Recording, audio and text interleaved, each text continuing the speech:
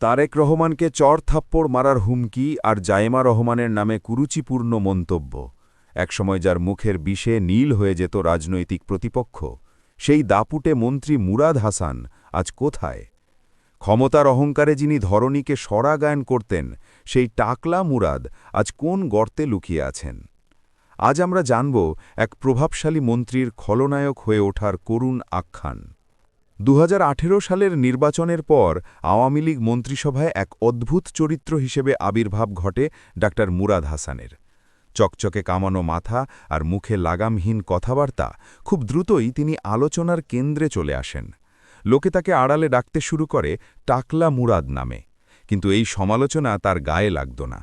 তিনি ভেবেছিলেন শেখ হাসিনাকে খুশি করতে পারলেই তার ৭ খুন মাফ। মুরাদের দৌরাত্ম্য শুধু রাজনৈতিক মঞ্চে সীমাবদ্ধ ছিল না। একবার এক হাসপাতালের নিরাপত্তারক্ষীকে সপাটে চড় মেরে বসেন তিনি। এই খবর প্রধানমন্ত্রীর কানে গেলে তাকে স্বাস্থ্য মন্ত্রণালয় থেকে সরিয়ে তথ্য মন্ত্রণালয়ে পাঠানো হয়। কিন্তু যার স্বভাব যায় না মূলে, তার কি আর মন্ত্রণালয়ে বদলে লাভ হয়? তথ্য মন্ত্রণালয়ে গিয়ে তিনি আরও বেপরোয়া হয়ে ওঠেন। নজর দেন রূপালী পর্দার নায়িকাদের দিকে। চিত্রনায়িকা মাহিকে নিয়ে ফাঁস হওয়া সেই ফোন আলাপ ছিল মুরাদের রাজনৈতিক কফিনের শেষ পেরেক। একজন রাষ্ট্রীয় মন্ত্রীর মুখে শ্লীলতাহানির হুমকি শুনে স্তব্ধ হয়ে গিয়েছিল পুরো দেশ। প্রবল জনরোষের মুখে তাকে পদত্যাগ করতে বাধ্য করা হয়। কিন্তু নাটকীয়তা তখনও বাকি ছিল। নিজের ঘরে স্ত্রী ও সন্তানদের ওপর অকথ্য নির্যাতনের দায়ে তার স্ত্রী 999-এ ফোন করে পুলিশের সাহায্য চান। একসময়ের মন্ত্রীকে বাসা থেকে পালিয়ে বাঁচতে হয়। মন্ত্রিত্ব হারিয়ে দেশ ছাড়ার পরিকল্পনা করেছিলেন মুরাদ। কিন্তু বিধি বাম।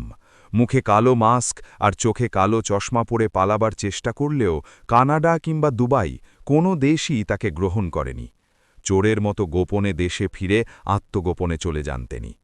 ২০২৪ সালের নির্বাচনে দলের মনোনয়ন চেয়েছিলেন, কিন্তু হাইকমান্ড তাকে টিস্যু পেপারের মতো ছুঁড়ে ফেলে দেয়। ৫ই আগস্টের গণঅভ্যুত্থানের পর মুরাদের বিরুদ্ধে এখন মামলার পাহাড়। গ্রেপ্তার এড়াতে তিনি এখন যাযাবরের মতো এক ডেরা থেকে অন্য ডেরায় পালিয়ে বেড়াচ্ছেন। একসময় যিনি বলতেন তারেক রহমানকে দেশে এনে বিচার করবেন, আজ তিনি নিজেই বিচারের ভয়ে পলাতক। ক্ষমতা চিরস্থায়ী নয়, আর অহংকারী পতনের মূল কারণ। মুরাদ হাসানের এই পরিণতি কি বাকি রাজনীতিবিদদের জন্য এক বড় শিক্ষা নয়? আপনাদের কি মনে হয়? পলাতক জীবনেই কি তার শাস্তি হওয়া উচিত, নাকি তাকে ধরে এনে বিচার করা দরকার? কমেন্টে আপনার মতামত জানান। দ্য আনটোল্ড বাংলার সাথেই থাকুন।